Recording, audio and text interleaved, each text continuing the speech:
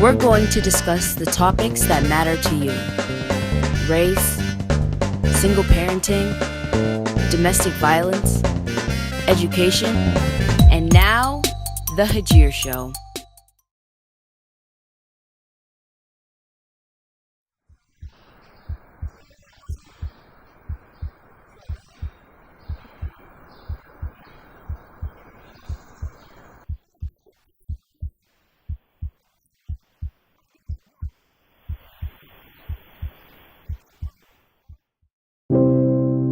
Domestic violence is a rough subject that many women go through it every day and feel ashamed to admit it or take a stand and leave. Abuse comes in many forms. Most of the victims go through many phases, starting with denial up to acceptance, even believing their abuser and blaming themselves for the abuse, or allowing society to make them believe they are weak, it's their fault that it happened, and that the abuse happened to poor, uneducated, weak women only. I'm here to tell you that domestic abuse does not discriminate. I was the breadwinner in the house. I was the one bringing income, going to school at night, and working during the day, taking care of the whole household and kids. And on top of that, I thought I was a very strong, independent woman, but I still experienced domestic violence. I was slapped, choked, hit with objects, even while I was pregnant, dragged, bled, and threatened so many times, not to mention the emotional and verbal abuse. My abuser took part of me, my past, and changed my life forever. But I said, I will never let this memory control my present or my future. That's why I speak about this issue and many experience all the time, and I am not ashamed to admit that I experienced domestic violence. I am not okay that it happened to me, but if I can use my experience and help one woman out there to escape her situation, I think my mission will be accomplished. Hello and welcome to the Hagir Show. I'm your host, Hagir. Please help me welcome our guest. My name is Ezekiel Omiso. I'm a registered nurse and worked with Hagir and known her for a long time. And these are some of the subjects that we've met through and discussed and talked about. And now we've gotten this opportunity to expand the discussion and share with a lot, more people like you. So, yeah. I'm Amber Borelli. I am the sexual assault, domestic violence, and stalking advocate for Harrisburg City. My job is to work with victims of domestic violence, sexual assault, and stalking within the city and help them to understand their rights within the system, but also connect them to resources. Welcome, Amber and Ezekiel. And we're going to start with you, Amber.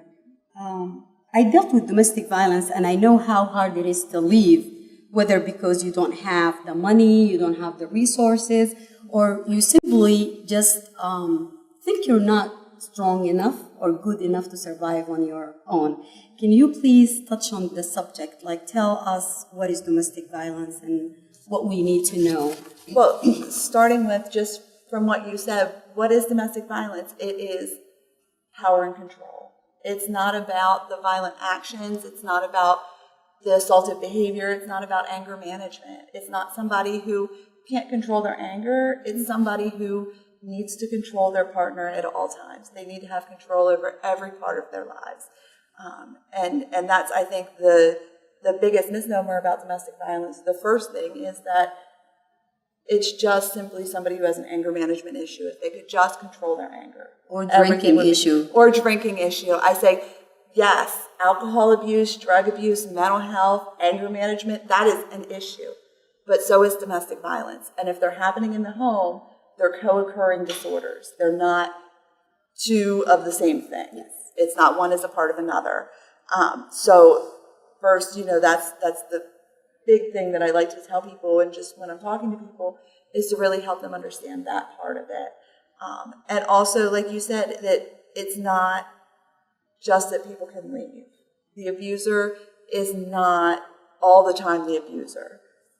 And they set up a relationship where they have that power and control over whoever their victim is, whoever their partner is, so that that person can't leave. And that happens in a cycle. It's not just the abuse all the time. It's often the tension building, the victim's walking on eggshells, they're feeling very uncomfortable, concerned, the offender is nitpicking at everything, every little thing is bothering them, they're really picking, and that just continues to escalate. And there's nothing that the victim can do, as hard as they may try, to calm that down. That is going to escalate into an abusive incident, and they call that the explosion. And the explosion can last 5 minutes, it can last 5 days, it can last as long as it needs to for the offender to feel like they have regained their dominance. And during that time, a lot of times all the victim can do is remain safe as they can. And a lot of times that's when police and my office get involved, because that incident has happened. Someone, if not the victim, is called police. And so the secret is out now. Yeah. And then after that, it's the honeymoon phase, which is just like it sounds, that we're making up, everything's great, I'm so sorry I did that, it's going to be okay, I'm going to go to this class or that class, get this help or that help, and trying to reel the victim back in. Again, that phase can last for a long time or a very short time. It just depends on the relationship and where people are at in the cycle. I think that's because of the education. It is. It domestic is. violence like Cumberland or Dauphin County, and you guys, what you're doing to raise awareness and putting the words out there. We had issues before with police officer coming in and just assessing the situation and not realizing this is a dangerous situation. Right. And now I think with more training, more people are understanding this. Absolutely, absolutely. They give their new officers 4 hours of domestic violence training just with me and one of the commanders, and we sit down and we talk all about domestic violence. And one of my biggest things to them is, you want to be careful not to empower the offender more by blaming the victim. You've got to put the blame where it belongs, which is with the offender. Even if you ask the wrong question. Oh yes, it basically escalates. In my case, and I'm gonna refer to myself throughout this time, because the community or the society have a box for victims. Absolutely. Or what we call them survivor, and they think you have to be poor, uneducated, weak person, and I don't fit in that box, but I still went through this, and it took me 4 years. I stayed, and that's another question. Why did you stay? Right. And I used to judge when at the hospital, you get someone coming in, and they're black and blue. And in your mind, yes, you're doing your work, but it is still judging. Why did you stay? Why didn't you leave? And I couldn't answer that question when I was in that situation. Right. I was the one making the money. So economically, I had no problem. Physically, I can do whatever. I have a good job. So it's, why did I stay? And that's the big question. So from your experience, what normally you see, the cause for people to stay? I changed the question around a lot. Okay. Like, why did they stay? Because it's not really a fair question. Yeah. There's a lot of research done in trauma. Dr. Herman has written an amazing book about trauma and recovery. And she compares and studies victims of domestic violence and victims who were prisoners of war. Mm-hmm. And what happens in their experience is the same. The only difference is the domestic violence victim's captor doesn't have to put a block around them. They don't have to cage them in or keep them there. So the same mental setup that the same tactics that the abuser uses in those prisoner of war situations to keep somebody captive is similar to those used in domestic violence relationships. So in simple words, so anyone of course listening out there. Of course not. Yes, but no, in simple words, what one of the tactics that they use? Like, I know that I'm going to isolate you. Yes. Some of the things that we all know. Yes. Isolating you from your family, making you feel like basically beating your self-esteem, making you feel you Absolutely. can't do anything, you can't survive without me. Absolutely. Blaming you for any action, trying to just make you feel like you can't do anything without that person. Right. And I saw a lot of people that were forced, and maybe not forced to not work, not get education, so you can be under control. But to put that in like simple words, Right. if somebody out there listening to you, how can we realize what are the signs? I know they don't come like you said earlier with the tattoo on Yes. their forehead There's saying, no tattoo. I'm an abuser. So what one of the simple things that any woman out there who is in a relationship and she feels something is not right, how can they know that this person is an abusive person or they're in an abusive relationship? Because it's not just the physical. It's not just the physical, and it usually doesn't start just with the physical. That would be kind of an easier one to understand. If somebody on your first date smacks you or assaults you, you're probably not going to go on a second date with them. Like that's just kind of. But you've got to look at the history of how you got into the relationship. So somebody who's over flattering, they go out of their way to spend as much time with you as possible, almost to a point where it's a red flag, but you ignore it because you feel like they're being so sweet and so, romantic and things like that. Somebody who is very manipulative, but manipulative can be a good thing if it's, you know what I mean? If you choose to don't look at this, it's just this. Somebody with a history of domestic Don't go violence. out with this clothes Right, because it's... right. I want you to just look like this, and because I have so much respect for you, I don't want you to, show your shoulder and things like that.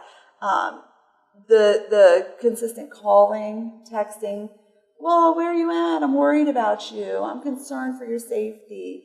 Those types of things is often how things start. It seems innocent if it's just separated on its own, but a lot of times when folks will come to us in domestic violence situations, they'll tell us, those were warning signs. He was almost too nice, like it couldn't have been real. Things he was saying were not making sense, but I believed him. And, his ex would say that he, was abusive to her, but, she lies a lot. I don't think he can do that. I don't think he'd really be able to do that. And the isolation. The isolation is a big one, and that's a big way that victims the control is maintained through, your brother really has been very rude to me. I don't think we should go over there anymore. I don't think you should talk to that girl because I heard she's in a relationship with so-and-so, but then doing something with somebody else. Really starting to isolate you from friends and family. A lot of times a big move, like, to a different state, a different city, a different area, far away. Maybe suggesting that you get rid of your car and we'll just have one car because that'll save money. But it's always in taking their possession. Your independency away. Exactly, isolating you like that. Okay. Well, this is not like basically the same subject, but it's somehow connected. Not all single parents, fathers or mothers, are abused, and that's not the case all the time. But somehow, most of the abused, or what we call them survivors, they stayed because they have kids, and they didn't know they can survive, and that will bring us to single parenting and the struggle. Would you like to share? Talk about single parenting in general and the struggle. And sure, it was never my aim to be a single parent. My goal was to be happily married and part of a team to really take care of a child. But that life happens, and part of the problem I have with being a single parent is just the time management. There always has to be a balance of making sure that the chores get done, the trash gets taken out, the homework's done, the appointments are taken care of, and that you're maintaining work and a little bit of time for yourself. So that seems to be where most of my day-to-day struggles are. But it's definitely worth it. It's not what you just said, Lisa, is part of it, is not all. Like single parenting is a whole ton of a struggle. Yes. Everybody out there, you can just imagine you have a partner or somebody that help you maintain the household or taking care of the kids. Now imagine yourself, just you, and you have to deal with from the smallest thing, as you said, taking the trash out, to the huge thing about making decisions about the kids, making sure they're there. You can't be away unless you find a babysitter. I mean, all this is put in perspective when it comes to someone's decision to stay or leave. Mm-hmm. And you are a single father yourself too. So what some of the struggles that you think will prevent someone from leaving or staying in a, or you can word it in any kind of right. Let way. me just see if I can transition from one to the other. First of all, let me say, as a man, most of the things that you've said, I feel like I have to be defensive, because it's always a man, they do this, they do this. And I know, and now, as you were speaking, I was going through the things that I've done. Let's move. In last week, when we had the last show, we talked about what women would like in a man. And, we had back and forth about, I want somebody who takes control. Now that some men said that, yes. Right. Some women said, I want somebody who, takes the lead of what we do. Is that well, this is part of the society. She can answer you. Yeah. This is part of what the society wanted us to believe. As a woman, I don't want anyone to take control. I am completely okay with both of us share. It's a sharing process. And if I can't do something, I'm okay with you doing it, but I have to admit that this is not something I can do, or it's not you just going to come and say, I'm going to do this, and you do that. Right. Well, there is a fine line, right? Absolutely. Well, and I think there's a difference between somebody who is a take control person, because I adore take control people. My husband is a take control kind of guy, and he will, get in there and get his hands dirty and everything, but it's not in a controlling way. Okay. It's not push me to the side so that I can take control and I'm going to tell you your role. Abusers will often talk to their spouse as if the spouse is a child. So instead of feeling like a partner in an intimate relationship the way you should, you feel like that person's here and you're down here. And a man can be abused as well. I have plenty of experience working with, men who have been victims of domestic violence. In society and in our country, a lot of times, just because of the history throughout the world and written history that we have, it's been women being the victims of domestic violence because it's a power and control, and men have traditionally had power. As women gain more power in society and gain more power in relationships, that can flip, and I have seen some pretty bad domestics with men being the victim of those. Okay. Now I feel a little bit easy. Good. Because I really don't want to use that as an excuse that, I was abused. But I saw some things that I did not like. Mm-hmm. And every time you do something, you're abusive. I come from, Africa, where men are basically the dictators. Mm-hmm. And so in this country, you have more power as a woman. There's equal power. You can protect yourself. And so I felt like that was used against me. And that's the reason why I left, because there was nothing I could do that would be perceived as a goodwill, something that I did to help us together. And every time, left and right, I felt as though I was being put in a trap, that I couldn't do anything. Anything I did was,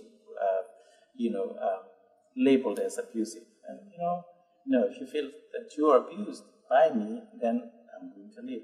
And so that obviously... That's the difference between an abuser or someone who is just caught in maybe a bad... No two people in any relationship, they will stay without fighting or without issue. Right. But the fine line is to find that balance between, we can agree to disagree, respectfully agree to disagree, or fight and be mad at each other, but at the same time, I am not hurting you, not emotionally or physically. I can disagree with you and say, you know what, I don't like you or whatever. That's so normal. That's normal. A lot of people don't see the normal fights. Right. There is a difference between fights. Yeah, there is, but there was never a fight. Every time there's a fight, I pull my domestic violence card. You abusive. Every time too, there wasn't really never a conversation. Let's deal with these issues. No, you're abusive. So there was no grounds for let's solve. It's always going to be there, and I felt as though I was trapped in. I can either agree to what you want, or I become an abuser, and I didn't want either of those. So I left. And now that led me to being a single parent. And it was hard. There were times I thought, maybe I should try to entertain the idea of maybe there's something I did wrong. But I was too strong, and I believed in myself because I have seen abuse. I have seen abuse, not to me, but, in the family from where I grew up. I've seen it, so I know what it means. But I actually remember the day that I moved out, that I felt freedom. I mean, we were playing, my kids and I, running up and down, and I was the breadwinner, and all the money we used for the bills, and actually started to see a little bit of flexibility. And so when we started this and tried to define what abuse is, like I said, it was lopsided. Men are abusive to women. Like what she said, is not always. Yes. There is the majority are women because of the history, the society, way of looking at us, and like what you heard from last week. A lot of people think because you're a strong, independent woman, nobody want to deal with you. Nobody want to deal with you. And what I said is that I said we need to embrace that. You need to be happy. You need to look at yourself in the mirror and say, you know what? I am not ashamed that I'm a strong person, and whoever doesn't like it, they don't like it. As simple as that. For you, the feeling that you felt, the relief that you felt, that you're free. Right. That's some of the abusers feel sometimes, and sometimes they don't feel that. You still feel, because one lady said to me that she much rather stay in a bad situation that she's familiar with than getting out to the unknown. The devil you know is better than the devil you Better don't. than the devil you don't.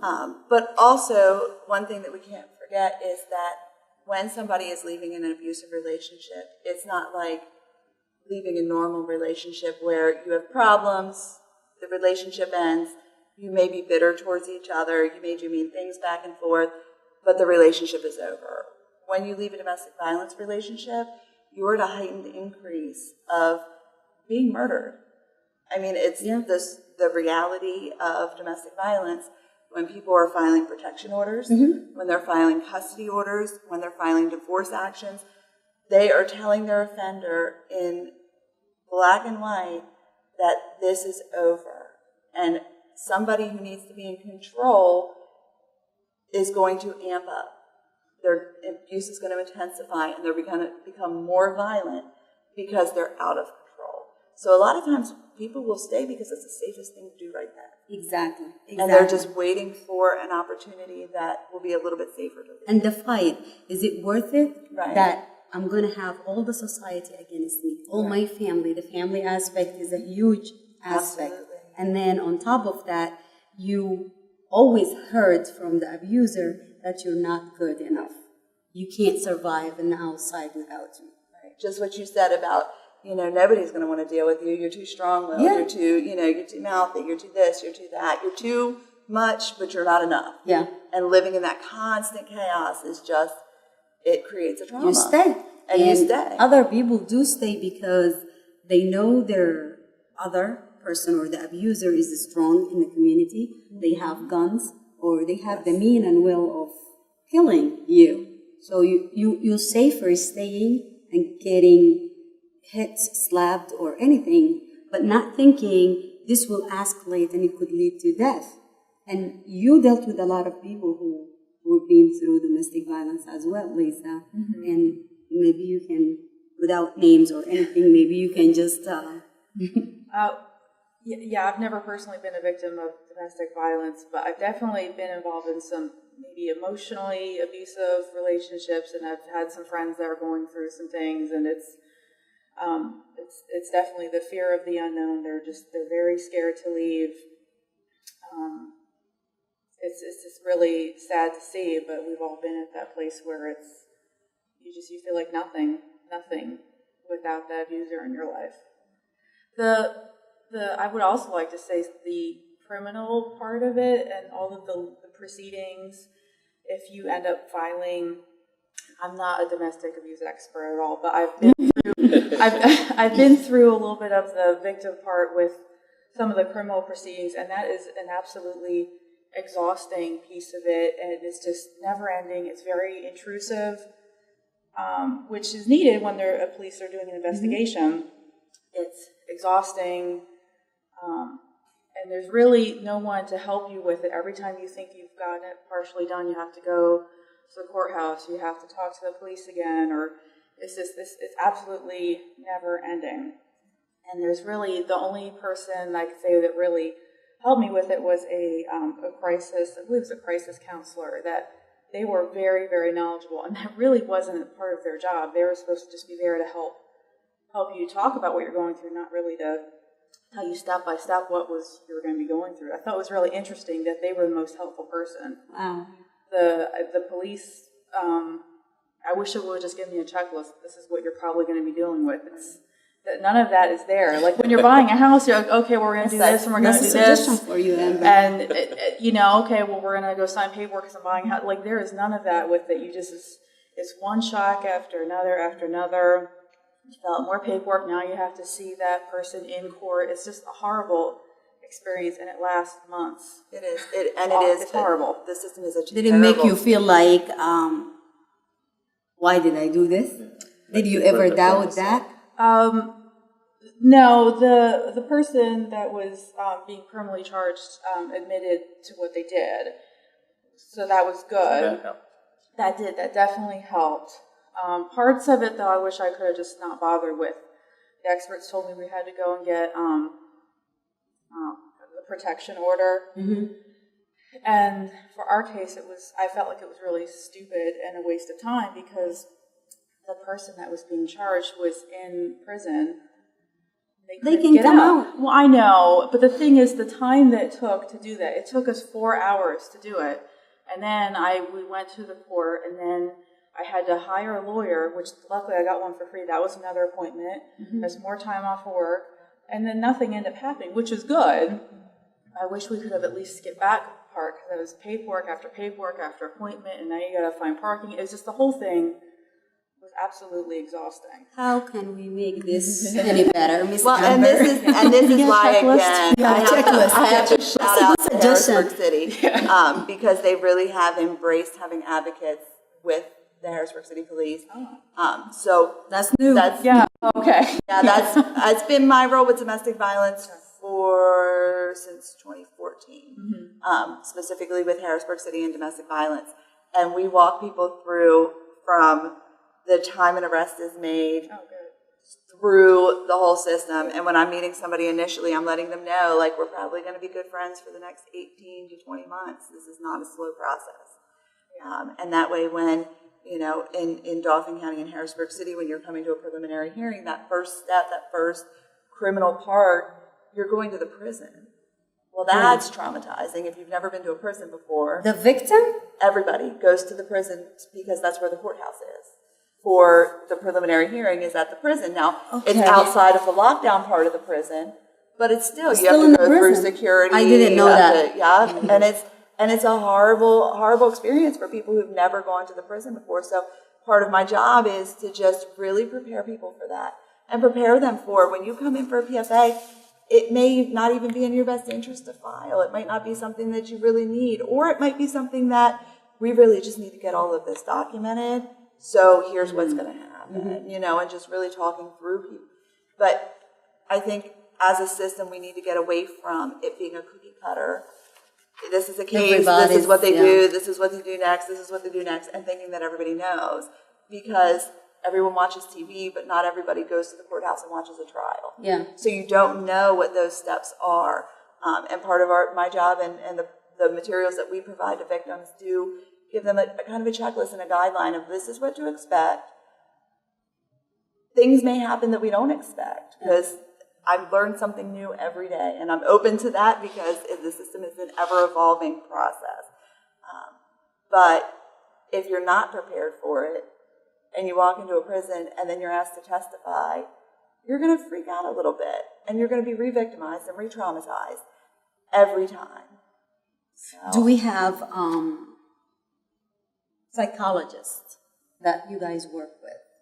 Do we have people that can at we have least help? psychologists that we refer to for therapy, but as far as just kind of those initial steps through the process, unfortunately we don't. We have advocates who as well-meaning and well-trained as we are, we're not psychologists. That's, that's not my role. But what I can do is I can start to build a relationship with you as a professional, and I can be that friend for the moment through the system to try to explain to you what's going on and how to understand it and how to make sense of it. Because it is difficult. And, people who, when you watch TV and you see something solved in 30 minutes or less and you go to trial and everything, that's not the reality of it. The police don't want all your evidence that you have stored in baggies at your house. They don't want, they're not going to bang down doors to find the offender. And it's frustrating and it's a miserable process. It is the best process, I believe, in the world for solving these types of issues and holding people accountable. But I don't think there's any one system that would be individual to each individual need, and it is a lengthy process. I went through the Lancaster County system, and the crisis counselor that I had and the victim had that I was related to, they were just wonderful. That's Just good to an hear. invaluable person, because it's a very shocking time in your life, and you just aren't really sure who to talk to. And you talk to normal people, and they want to talk about football or the weather or what they're going to get for lunch, and these are the things that are swimming through your mind. What did I miss? What happened? What's going to be next? I thought we had those figured out. Now I have to go here again tomorrow. It's a very tiring process, and I only had that. I don't remember how exactly long we had the crisis counselor. It was a couple of months, but it was really, really wonderful. That's funny you said the normal people that you talk to or your friends, they're not right at the moment with you. You were talking earlier about that one of the things that one of the survivors you were helping mentioned to you that she just wanted a friend. She just needs a friend, somebody who will be a friend to her. And she had been through a lifetime of trauma, more trauma than somebody ever would need to go through, and spent a lot of time in prison behind some actions that she had taken, a lot of time in prison and had gotten out and got into another abusive relationship after another abusive relationship, but just was able to explain to me how in watching different TV shows like Friends or Seinfeld and things like that, she saw people be friends, and she doesn't know a relationship like that. So one thing that I think, with domestic violence, that individuals going through this process, yes, we need more crisis counselors, yes, we need more advocates, but people need more good friends who are going to sit by them, hold their hand, walk them through the process, and be there for more than just that minute of the crisis. So mainly we need to do more awareness to the society, to the family, because I think that's the hardest part. For me, my family did not believe in divorce. That was the big thing. Try to stay and go to rehab. Your kids cannot be without a father. I mean, all these things you hear. So it's hard when it comes from people close to you. And I dealt with the same thing with friends. I had to eliminate a lot. And I'm going to say it now. I'm going to keep saying it. Don't feel bad of cutting people out of your life. Absolutely not. Weed people. I mean, for me, it was hard because those are your friends. Those were my friends. They were standing there and doing nothing. And that's even worse than saying, what did he do? You need to give him. a lot of people are just thinking that I'm your friend and that abuser friend. But this is a personal affair. Right. I don't want to intervene. I'm just going to watch. And that's the worst thing you can do for a victim. And I cut a lot of people out of my life. I'm not sad that did happen because you're not a good person if you're doing that. So the big thing is if you have friends out there, family, or the society, listen to that person and try to see how you can help them. And if you can't help them, don't hurt them. Exactly. And just, it's exhausting sometimes for family and friends. And even as a professional, I would be lying if I didn't admit, it's exhausting sometimes when you pour all this energy into somebody to try to help them to leave a relationship or to get better or to heal themselves or to do what you know is going to make them feel better at the end.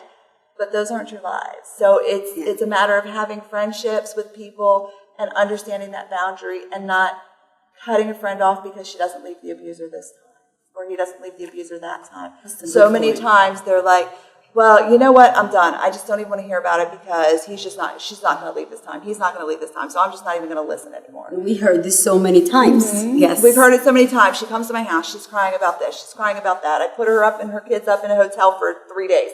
You know what? Put them up for 3 more days. And if you can put them up for a week later, go ahead. And every time she's ready to leave, she or he will come to you and provide that support because if you close that door, that further perpetuates the abuse. The abuser has now isolated yet one more person from her life. But let me just interject real quick. 2 things. When you help somebody who is in an abusive relationship and you get them out of the house, one of the difficult things is once you get them out, then they basically become your responsibility because they're lost. They don't know where to go next. And sometimes I think that once they're out of the house, they become a lost sheep. They're isolated from the flock. They're used to this routine. And, all of us, we have our home, not the house, right, where you know the routine. Even though it's abuse, which may not sound like abuse to them, it's their more daily living. Mm-hmm. And I remember you had a situation of one of, friends who was in the, abuse and ended up in the hospital in Nigeria, tried to put all the dots together. I was really proud for Hagir to do that, and then turn around, drop everything that the instructions she was given, and went right back. So it'd be like, am I the enemy here, or what is it that I'm telling you that is not registering, or am I not helping you? And that's why I came to a conclusion that you can give them the initial cues, what to do, the initial steps, but some of the abusers, not all of them, once you give them those first, second, third step, instead of then taking the initiative to take the 4th step, now I need to get a place of my own. I can go to the women's shelter or whatever. Yes, they don't have the courage to, and feel like if I go back, I won't feel threatened by the abuser. And so I don't know if it's the lack of resources, lack of education in the part of the abused, knowing that if I get out of this abusive relationship, I will have a better place outside of it, and I can continue, I can move on. Always feeling that they are, they can only be here. There is no other place for them. This specific situation he was talking about is one person that I was helping, and she keeps going back. And we know what's the statistic. Is it 7 times? Still or more? What I know is it takes the abused at least 7 times to leave the abuser before they leave them for good. They leave, come back, leave, come back. And we had that. I mean, from what I do, and I'm sure what you do, you've seen that, and it gets frustrated. It does. It definitely does. But what you've got to remember is that there's this hole of trauma, okay? And this hole is deep and wide. And you giving them 3 steps, that's a drop in the bucket. Right. There's a million more that they need to climb.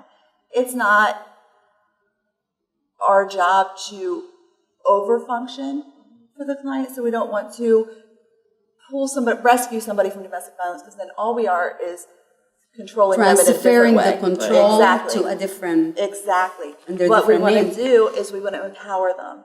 And by empowering them, we're filling that hole with whatever we can. We're filling that hole with positive relationship. We're filling that hole with information.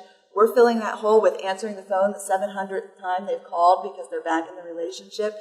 We're just keep filling that hole in hopes that they eventually get all the tools they need to rebuild themselves.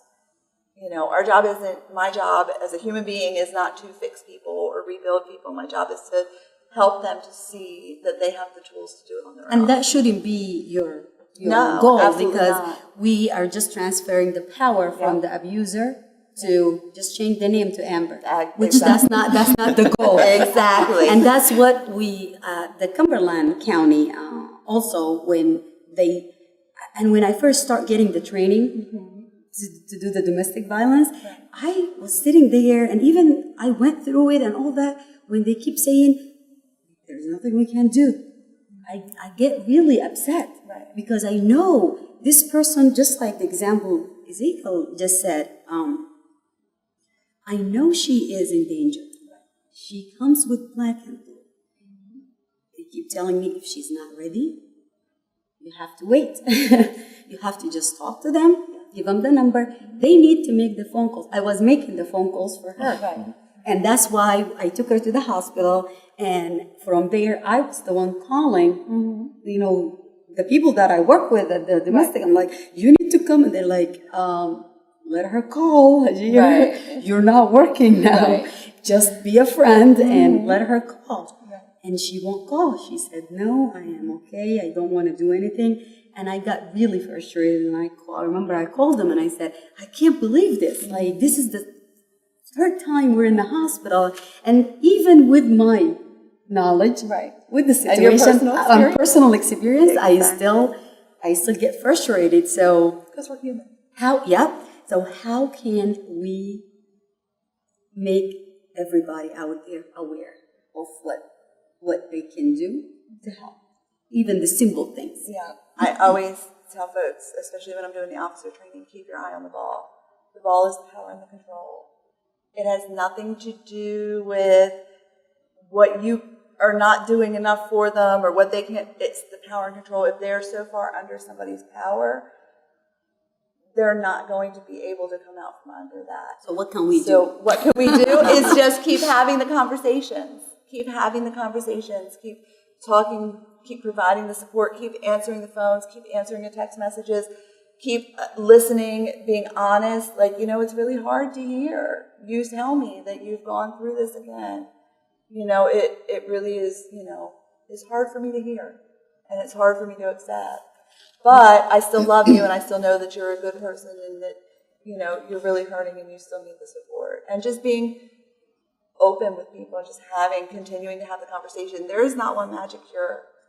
There is not one magic cure, but I think first and foremost is changing our understanding of domestic violence to not be the problem of the victim, but be the problem of the offender. And not to have to be something that you're ashamed of or is a secret as a victim. It's something that you're going through and you can be helped out of. That's another thing. People keep it a secret because you don't want to be labeled. And it was a big struggle for me, because when I start writing on Facebook and trying to write about my experience and talking videos and do all that, everybody around me, why are you talking about your personal life? There is a fine line between personal and public. Once you cross that line and you put hand on me, or you emotionally abuse me or verbally abuse someone, there is no you and I. It becomes a public problem, because you're going to lose your life, basically. Right. And if you see something, if you hear something, tell somebody. You know, if you hear your neighbor getting beat up in their apartment and you know what's going on, don't confront the abuser, but when you see the victim by herself, hey, is everything okay? Or something going on? Know that, you know, if you need to come to me for safety, or if you need to call the police, and let's think of a way to keep safe. That safety planning, and that just really letting somebody know, I know what's going on. I'm not judging you for what's going on. That's his problem. It's not yours. And I'm here to help if You know, even with strangers, even with people, I think we get so cold to, oh, that's their drama and I don't want to deal with it. Exactly. Well, it is their drama, but if somebody doesn't deal with it, it's going to explode. And then something really awful is going to happen. So if we can step in, if we can say something, we can do something short of confronting the abuser, because oftentimes if we confront the abuser, that increases and escalates the behavior. So do you think independency is an answer?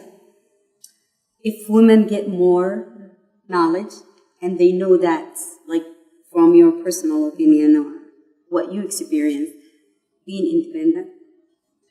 Well, first of all, I wanted to mention that when I talked to some friends that have survived abuse, about maybe talking publicly about it, I was really surprised that no one wanted to do it. I thought it would be An opportunity to help. Right. And like I survived this, but, if this was a show about cancer survivor, like would we have, 15, 20 people here? Yeah. Of course. But no one wanted to, even when they knew that they didn't have to put up pictures of their abusers or to say any details, no one really wanted to. It just is part of their past and they didn't want to participate. I thought that was really interesting. So... But I don't know if I would be surprised when I see people not being preserved about talking about the experience, because the person is still out there.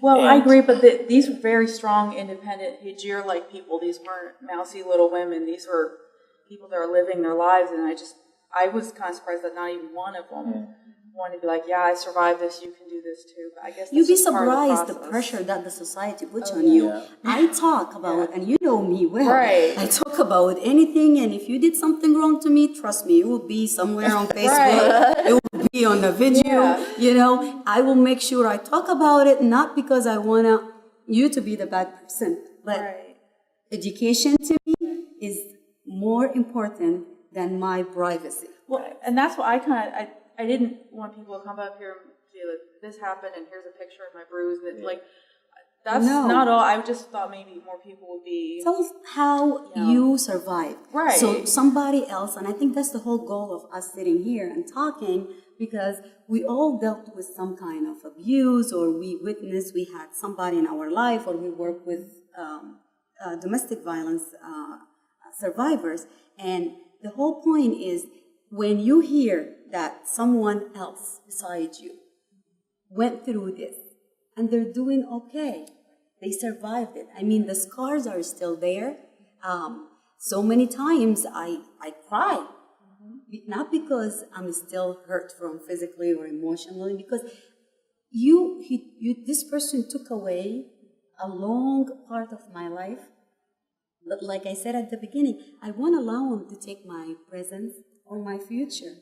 The first thing and first step to heal is to admit it. And then what did you do? So for me personally, when I talk about this, I want people to see that I'm okay. I did hit bottom, but I came up and I'm doing okay, and you can do that. And like you said, things like diseases or, cancer is a very personal and, awful thing to go through, awful journey to take. But people are willing to talk about it. With domestic violence, we're still not at a point. Hush-hush. As society, we are pushing it under still the a rug. hush-hush. And we're being quiet about it. And if somebody does talk about their experience in domestic violence, we're constantly critiquing them when they're talking. Well, okay, I still get that. You're saying this, but what did you do? Or what something must be wrong. Yes. When somebody is too verbal about it, and we've got to get out of that mindset and keep talking more and encouraging survivors to open up that box and let the secrets out and show it to the world so that other people can too.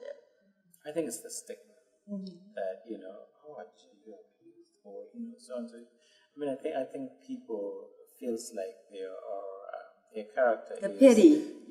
Is always going to be under the shadow of abuse. That you're not able to do this because you're abused. I think that's what it is. I don't know for sure, But I think I can only, that's a good point. Yeah.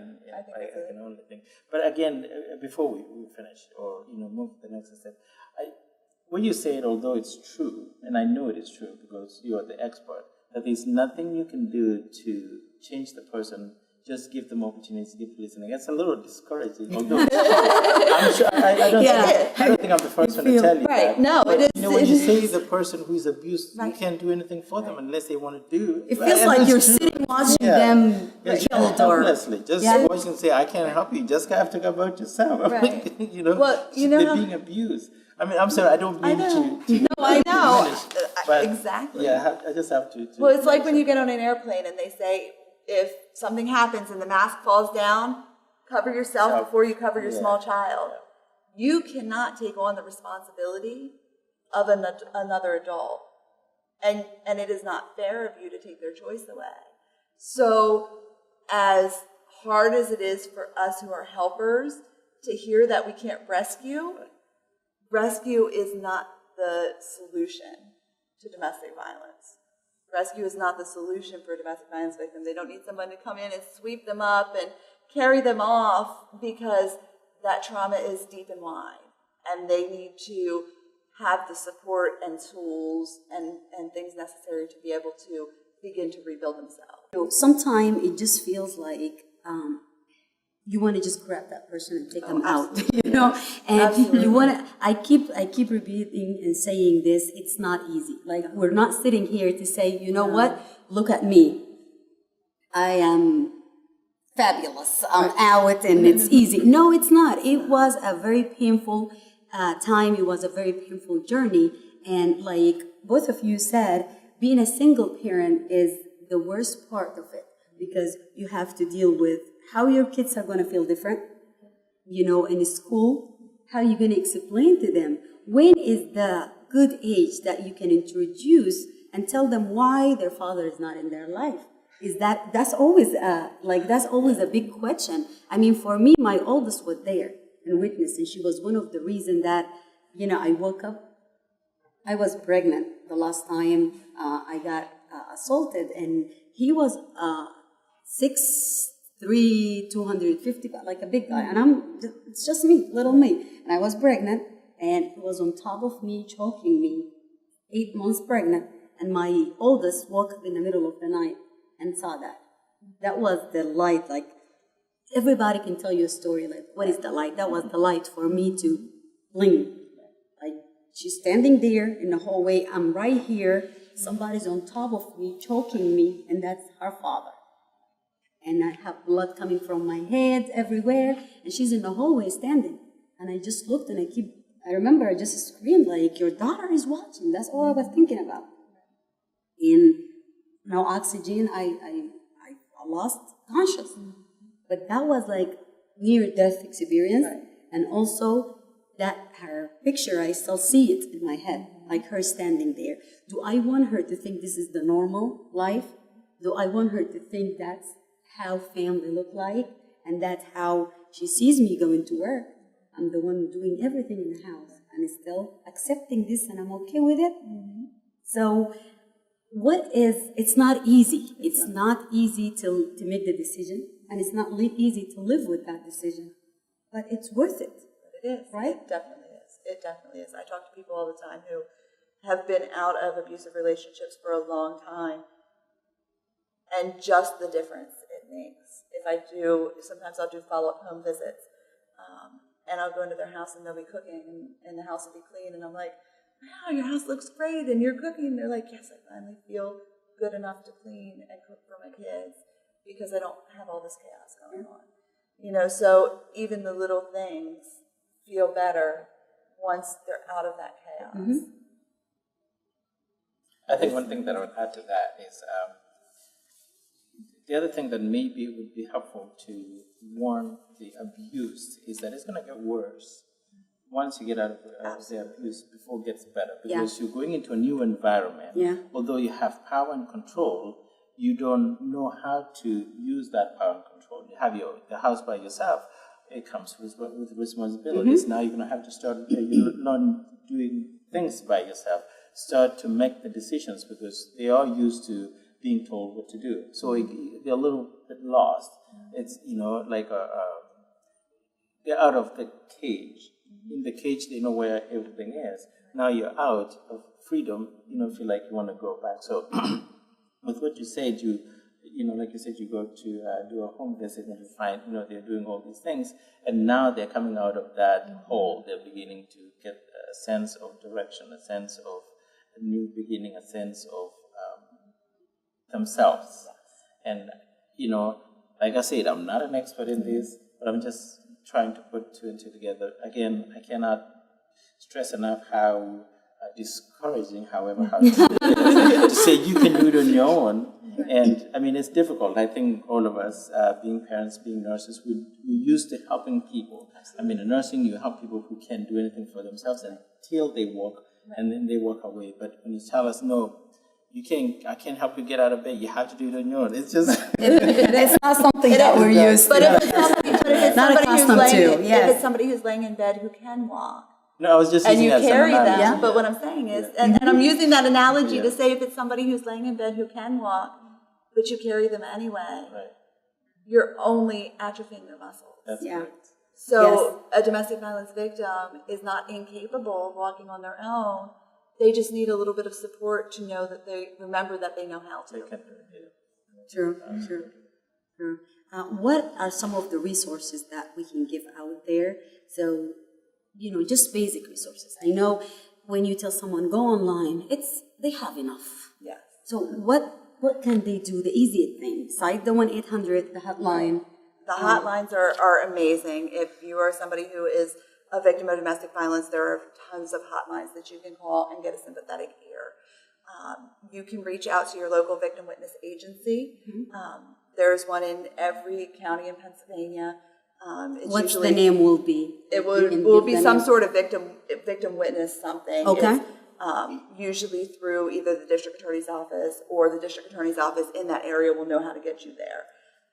All of the local women's shelters or crisis centers know how to direct victims of domestic violence. And any of really your human services fields or helping professionals should know where to go for help. Okay. And you said you're doing work with the police now, and I'm glad to hear that. Yes. This is a good step so they can realize, just like when you see in the hospital. So that's a good thing. Absolutely. They're able to realize from a victim perspective and see it from the victim perspective, but I'm also able to see it from the police perspective to be able to help the victims understand what's going on. Is it just you're talking to the police in Harrisburg, or you're planning to expand that and reach out to? The program that we have that we do home visits, we're doing just in Harrisburg right now. It's always my hope to talk to other departments and explain to them the process that we took. We're doing some research and hopefully getting some numbers and outcomes here soon to explain how successful the program is in getting the victim to at least cooperate or participate in the system. Okay. Last advice, what should we do? All of us out there, Ezekiel, Lisa, me, anybody out there who doesn't know how to help and how to see the sign or Absolutely. how to get involved.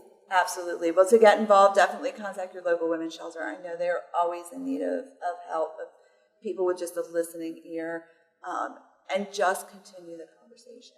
It is so important to take this issue from the secret place that it hides in our society and shine that light on it and keep talking about it and keep encouraging people to tell their stories and keep telling your story.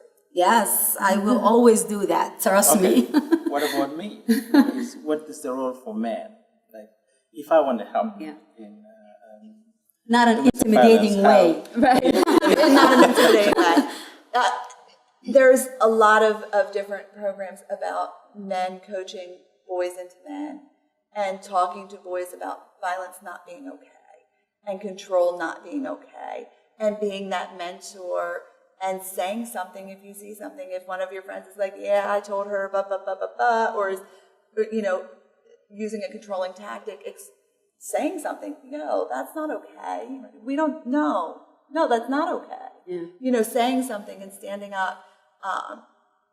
I always encourage men to, be a mentor to other men, and especially young boys, in that this is not okay, even if this is something that they maybe have seen in their household.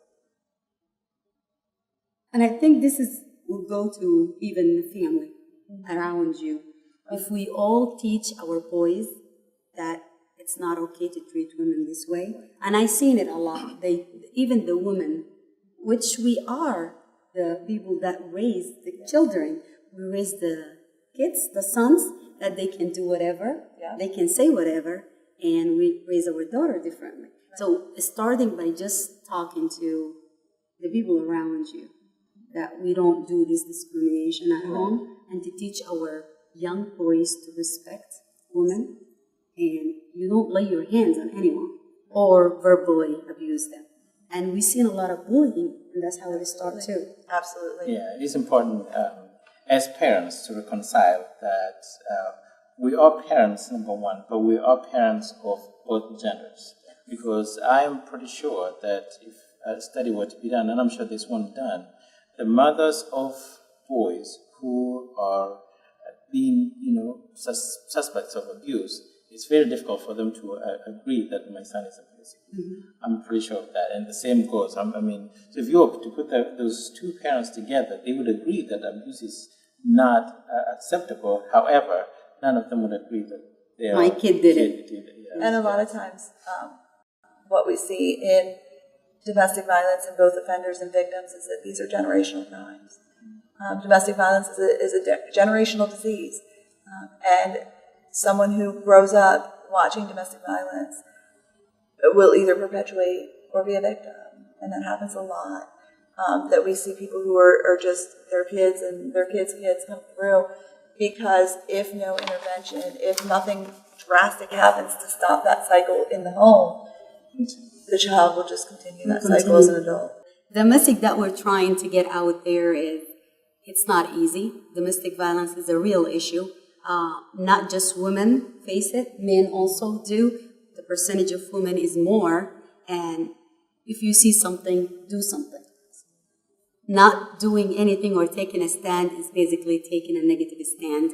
And part of empowering or making the abuser have that power is having the society to back him up or the family to back him up. And we all strive to please our families and the people around us.